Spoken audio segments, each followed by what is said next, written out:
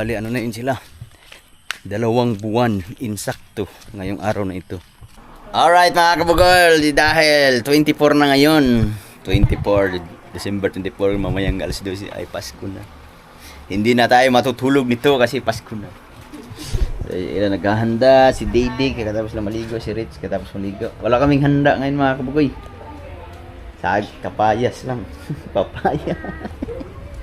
So ngayon, maaga pa naman, alas 3:15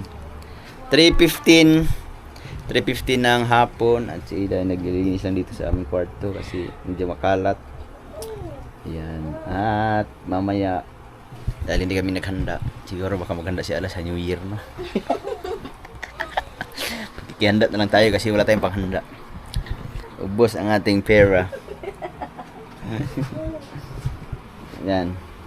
Nalinis muna namin kasi mamaya alis kami ni Ella. Kasama si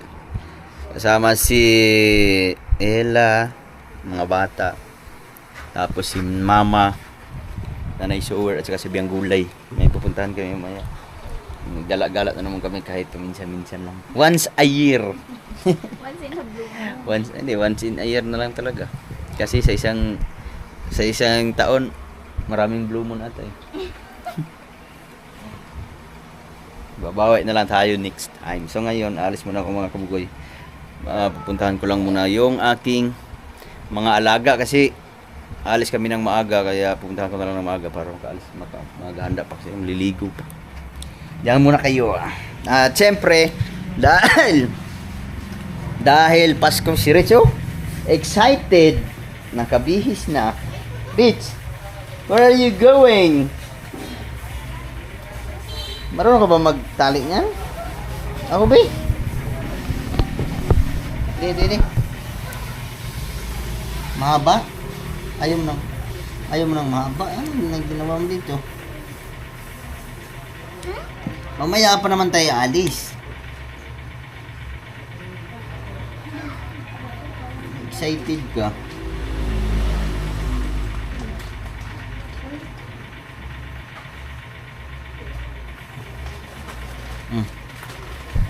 Alright. Sila na naglaro. At syempre, dahil Pasko ngayon, si Alas ay may hinanda na pang regalo sa kanyang mga customer. Dahil na kayo tagaan na dahil wala pa? Wala pa? Na. Riz, ito ka muna kay Mama kay mamaya pa tayo alis. Tama muna si Mama doon. Don't worry, kasama ka.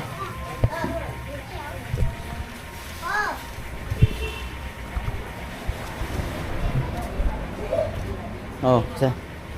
Alis muna ako. Bye. Si Alas dito dahil marami siyang customer dito sa kanyang tindahan ay naghanda siya ng pangregalo. At siyempre, nagambag-ambag sila niyan kasi korpo nila Mama, Nanay Sower, sa Biang Gulay. May pamimigay silang mga regalo sa kanilang mga customer. So ayan, nakahanda na. Pili-pili na lang sila dyan mamaya. Ayan, pang regalo yan nila Alas, ni Mama, Nanay Sower at ni Biang Gulay.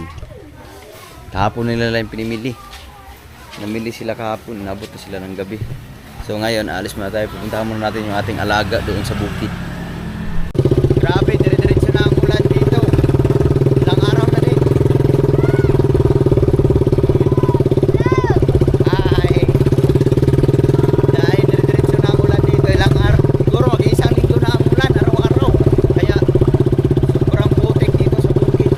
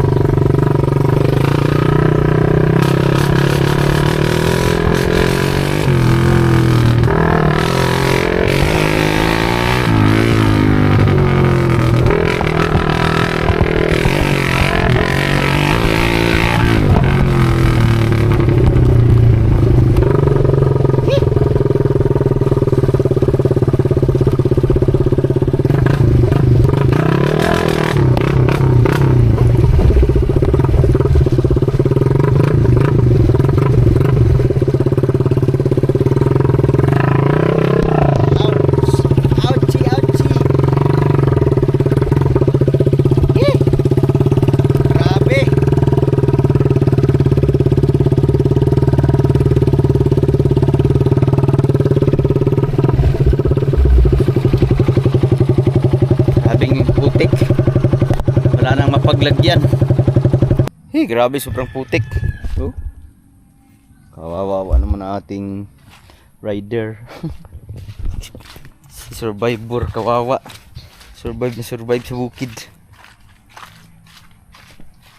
Ay, mag-alas 4 na. 3:30 ng hapon. Buti na lang huminto yung ulan kasi kanina sobrang lakas. Ah! Oh, just, ang hirap dumaan dito pag ganitong tag-ulan.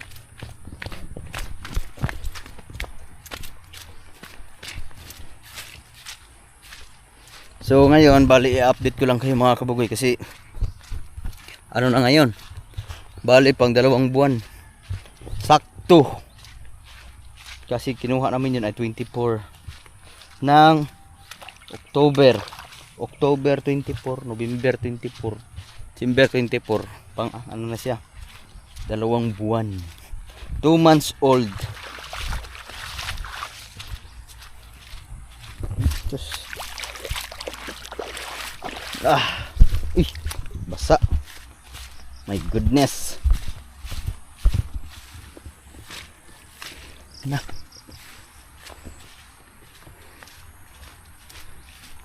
kahit saan ka umapak, putik.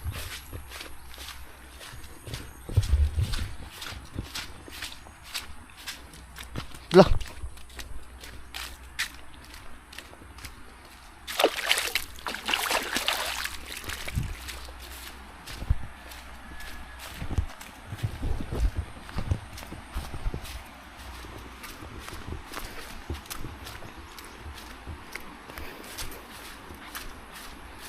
ilang tulog na lang, 2026 na lang.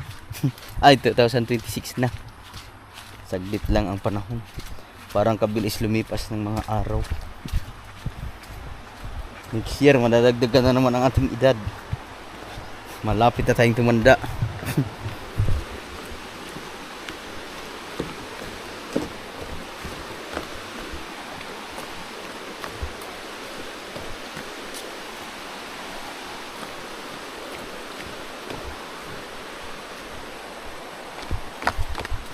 Hirap po, nakakapagod din pala pag ano, sa loob ng 2 buwan pabalik-balik dito. Nakakapagod din, sobrang layo.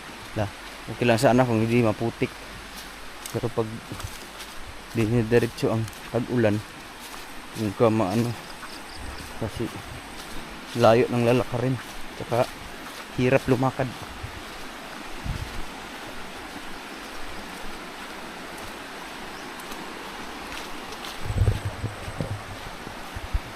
Lapit na tayo. Yun, dito na tayo.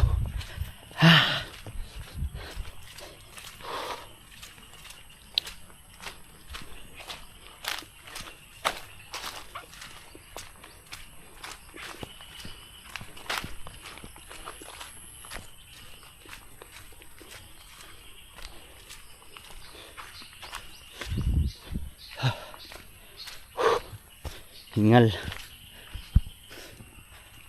Alright. Bali nakakuha na tayo ng pagkain sa taas mga kababoy. So papakainin na natin. Lah. Putik.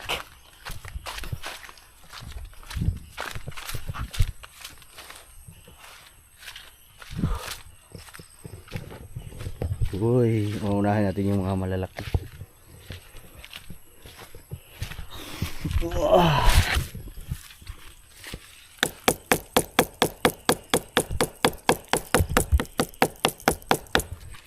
Lakman.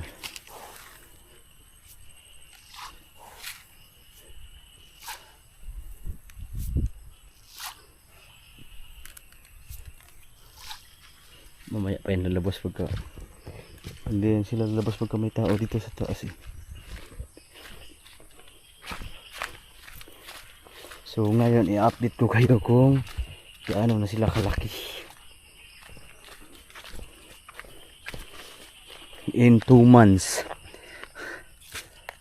So tatawagin muna natin kung gaano na sila kalaki ngayon. Yeah.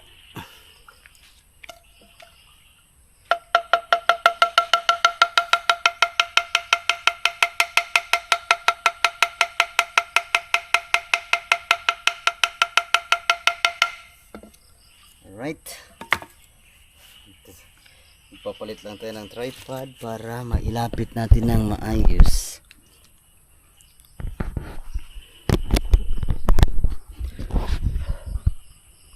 Yan.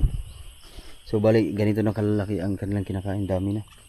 Marami na masyado. Bawat pakain. Yan o. Oops. Wait lang.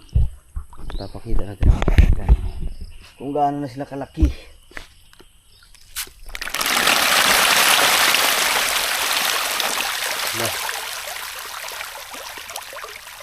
Na bilis lang ubusin yung nilagay.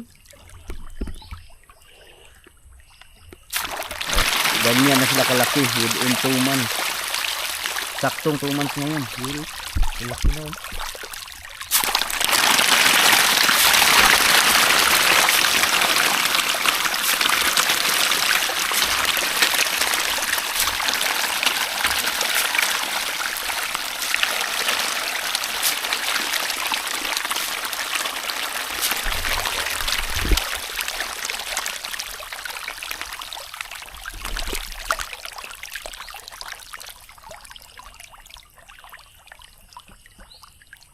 No.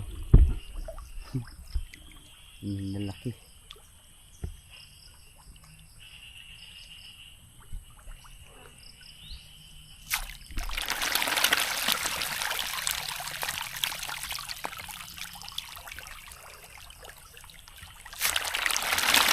Laki ng isang.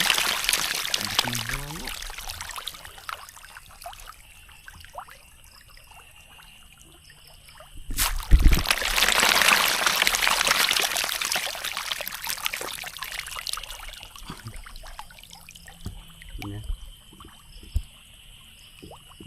Yan. So ganyan na sila kalaki. Sa loob ng tawag nito nako, brad. Sa loob ng 60 days. Ah.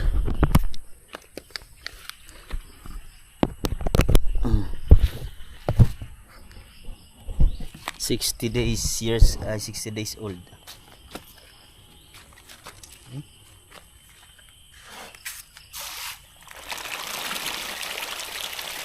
Parang lumabas yung malaki.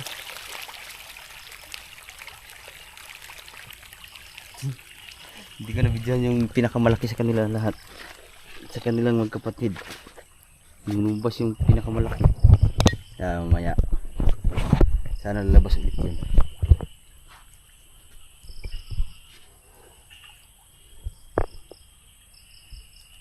Lumabas ka.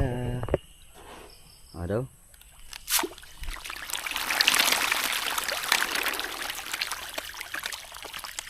Ayun. Yan ang pinakamalaki. Lumabas nga. Ito sa ibabaw. Ayun yun. Ang pinakamalaki. Malaki na ng bunganga. Na? Malaki na ng bunganga niya.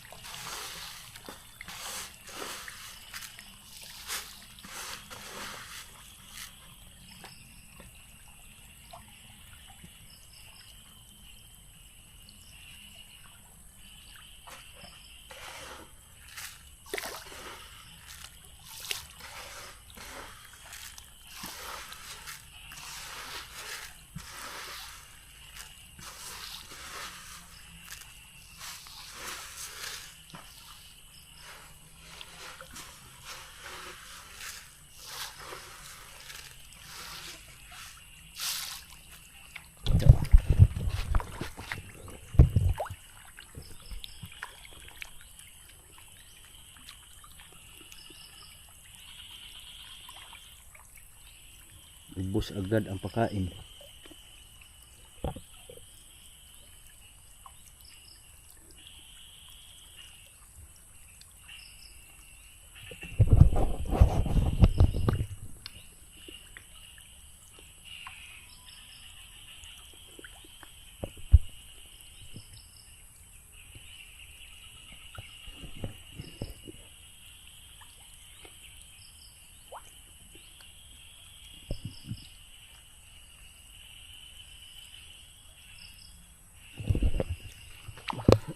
alis na nila kumain. Siguro sa sunod na isang buwan pa ay meron na tayong mabibenta dyan. Kasi isa ngayon pa lang meron akong nakikita na pwede nang ibenta, pero konti pa lang sa loob ng 2 buwan. So ngayon lumalabas na rin yung mga malalaki dito. Nangangain na rin yung mga malalaki.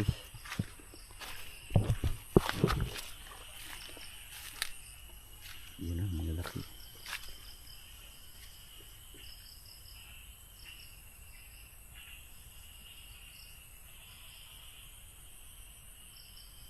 Ayun. Kaso nahihiyang lumabas yan pag may nakikitang tao sa paligid. Kaya hindi na natin gaganong balain ang kanyang pagkain dyan, kasi baka gutom na yan. Yeah.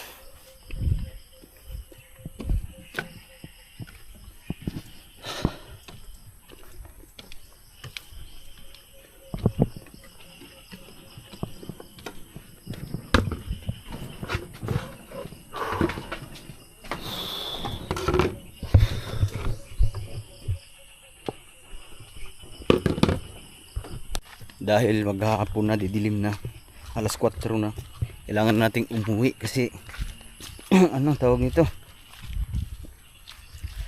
may lakad ba tayo mamaya bago magdilim. So ngayon baka abutin pa tayo ng ulan. Uwi na tayo agad mga kabugoy, kasi tapos na natin mapakain. At yun, bali ano na yun sila, 2 buwan insakto ngayong araw na ito, December 24. So bali baka after 1 month ulit meron na, pwede na tayo mag-umpisa na mag-umpisa na tawag nito, mag-umpisang mag-harvest siguro by katapusan ng January, tapos February harvest na talaga yun, 4 months. So yun, sana update ko kayo palagi yung mga kabugoy, huwag kayong bumitaw hanggang sa mabenta yun. Pero masarap sana kung malapit lang sana yung yung naging fish pan, kasi nung una parang malapit lang, pero yung patagal ng patagal parang nakakapagod pabalik-balik. So yun, sana may makita tayong bagong area para kasi meron talagang iba na na hindi sila sabay-sabay lumaki, kasi yung iba talaga ay matatakaw, yung iba ay naiiwan sa pagkain. Kaya may mga maliliit, may mga malalaki, at may malaki na talaga. Ganun po ang size nila ngayon. Pero kung meron tayong iba pang pan, yung ibang kaho ay yung parang ibang area, pwede sana sizing yung mga malalaki parehas ang laki ililipat, tapos yung mga maliliit ililipat din para makahabol sila sa laki. Pero sa ngayon ay kulang pa ang area natin mga kabugoy, kaya at least meron na tayong ideya, kunting ideya soon sa susunod na kabanata sa pagbubuhay ng hito. Alright, so ngayon pala mga kabugoy ay siguro by January baka yung mga hito na yun baka mailipat ko sa ibang fish pan, kasi meron akong nakitang spot na pwedeng gawing fish pan malapit lang sa amin, malapit lang sa bahay. So sana magkaroon ako ng kunting budget, kasi kunti lang naman ang gagawin noon. Pwede kong ilipat doon soon by January first week, kasi may lupa na doon, at the same time sarili ko na yun mga kabugoy. Meron akong sariling lupa, kasi nung nakaraan pagpunta namin dito ay hindi pa namin alam kung saan yung parte namin ba, sa magkapatid nila mama hanggang ngayon. Ay sa nung nakaraan, ngayon may nasukat na, bali meron na nasukat na yung mga pwesto. At the same time yung napili ko ay pwede gawing fish pan, malapit lang sa bahay yun, kaya abangan nyo yun mga kabugoy. Baka by January maililipat ko yung mga hito para hindi na tayo mahirapan pabalik-balik dito, kasi wala, sobrang hirap talaga pag ganitong tag-ulan. So i-update ko kayo soon kung saan ang magiging malilipatan para at the same time malaki-laki din yun. Bali na sa mga yun, basta malaki-laki yun, pwede natin gawing ano yun, dalawang pitak, o dalawang lagayan para ma-size natin yung isda. Mahihiwalay natin yung malalaki at maliliit para makahabol by, siguro kung hindi mabinta yung iba by February, baka sa March makahabol yung iba. Kasi sayang yung iba, naiwanan yung kanilang tubo. So halimbawa pagka naayos ko yung lupa na yun, malapit lang naman sa bahay yun, ay parang katabi lang ng bahay, ilang hakbang lang nandoon na. So maano natin, ma-sizing, mahihiwalay yung maliit at malalaki. Sana gabayan tayo ng Panginoon mga kabugoy. So update ko na kayo by January, baka sakaling malipat na yun.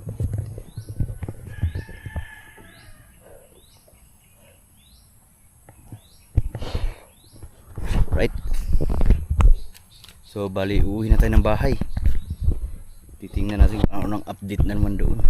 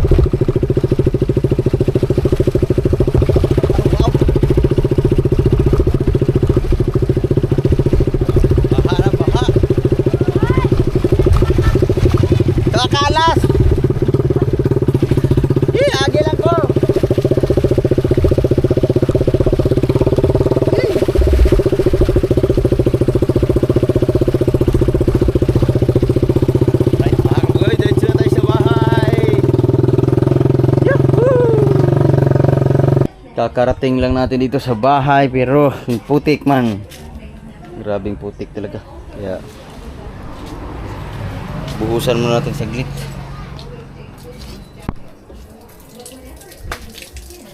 Kunti lang.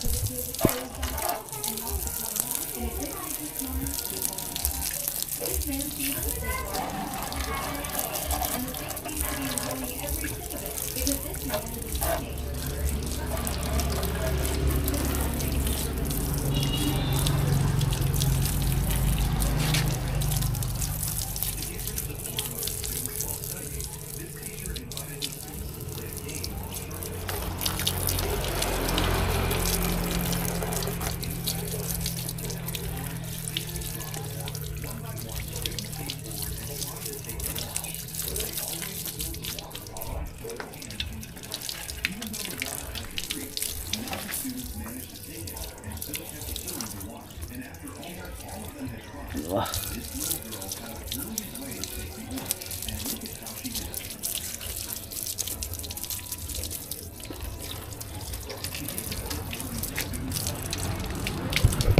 Linis kunti mga kabugoy. Kasi maliligo pa ako. Alright, so dito na tayo sa bahay. At grabe, pawis tayo, pawisan. Si Dede ay ready na. Si Ila ay ready na din. Uy, alas 4 pa. Excited. Mamaya pa tayo alis. So, hanggang dito na lang muna mga kabugoy. At update na lang kayo. Happy! Ano? Happy? Happy! Merry Christmas and a Happy New Year sa inyong lahat. Hanggang dito na lang muna. Bye-bye.